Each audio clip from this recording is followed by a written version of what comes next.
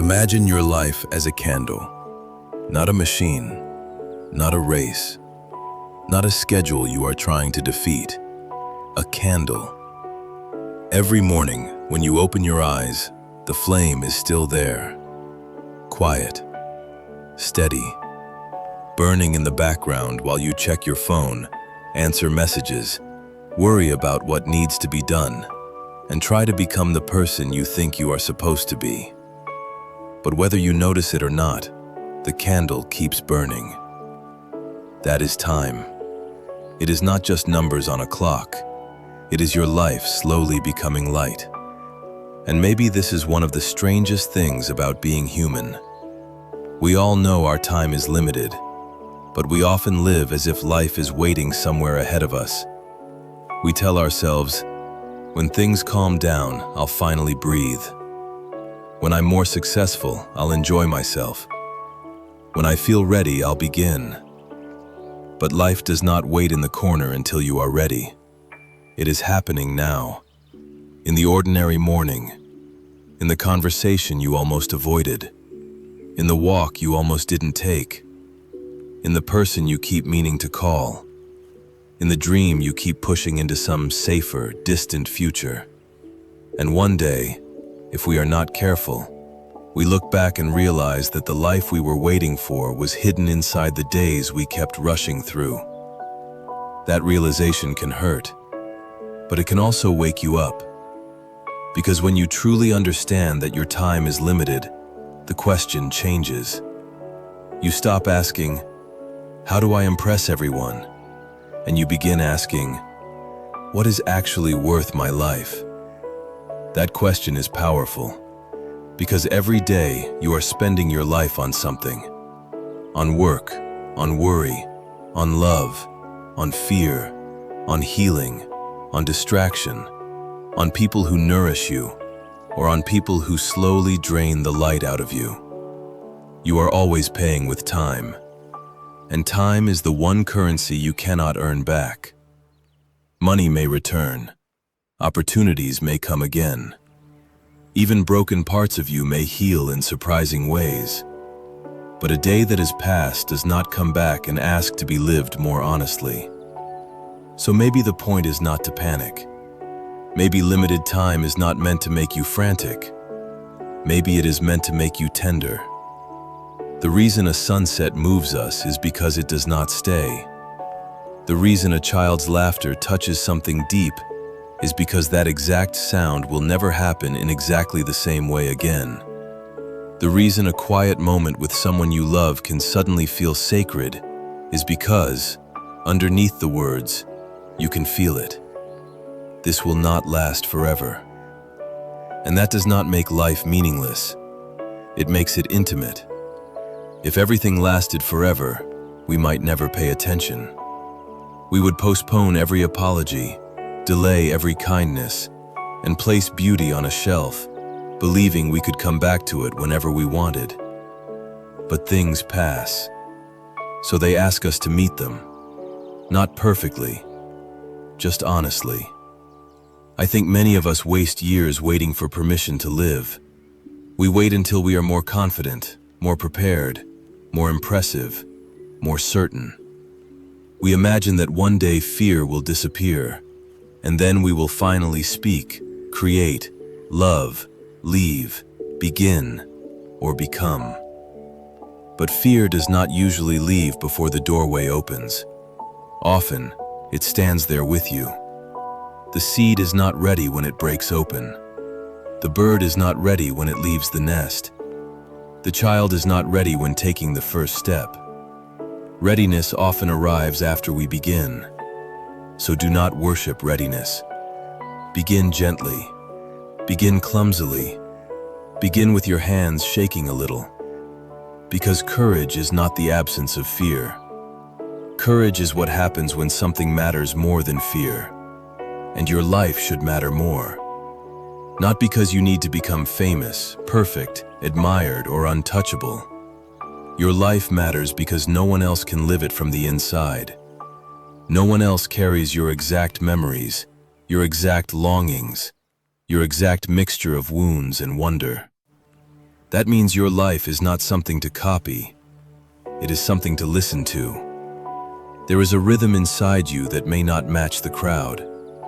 Sometimes it is slower. Sometimes it is quieter.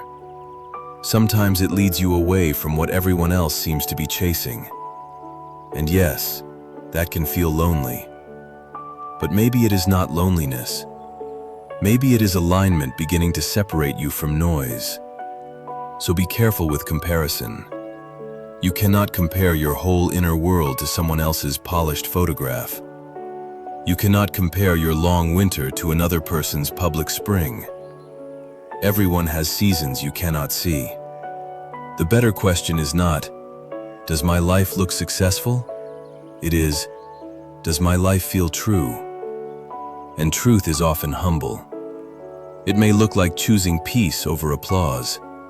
It may look like leaving a room where your soul keeps shrinking. It may look like starting again when others think you should be settled. It may look like forgiving yourself for the years you spent asleep. Listen, you have not ruined your life because you took time to wake up. You were learning. You were surviving. You were becoming aware in the only way you could at the time.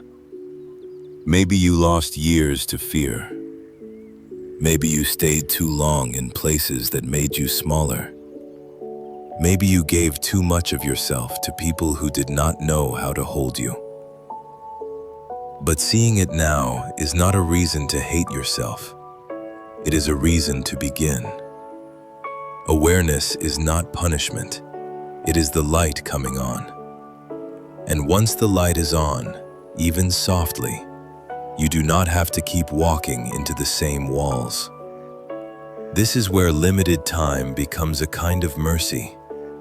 It reminds you that suffering does not have to continue out of loyalty to the past. A pattern can end.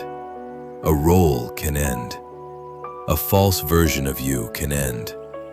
Not with anger, with honesty. Because the truth is, you cannot love everyone with the same closeness.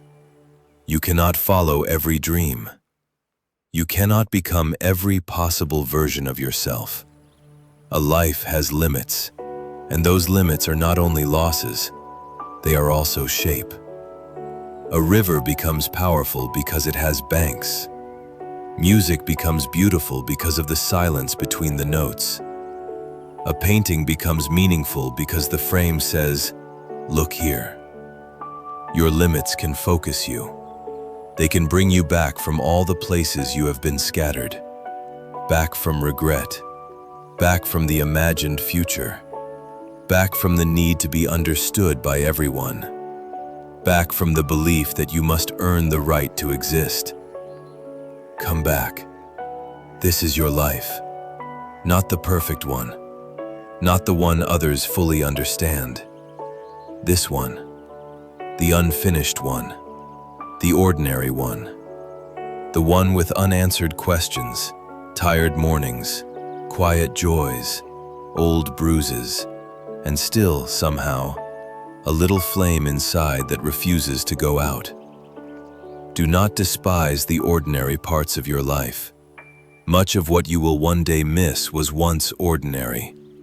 A familiar voice calling your name, the streets you stopped noticing, the small routines that held your days together, the music you played when you needed to feel understood.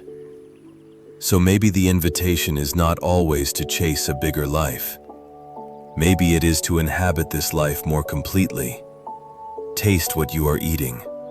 Listen when someone speaks. Notice the sky without needing to capture it. Rest without turning rest into guilt. Let joy visit you without asking whether you deserve it. The work will never be completely done.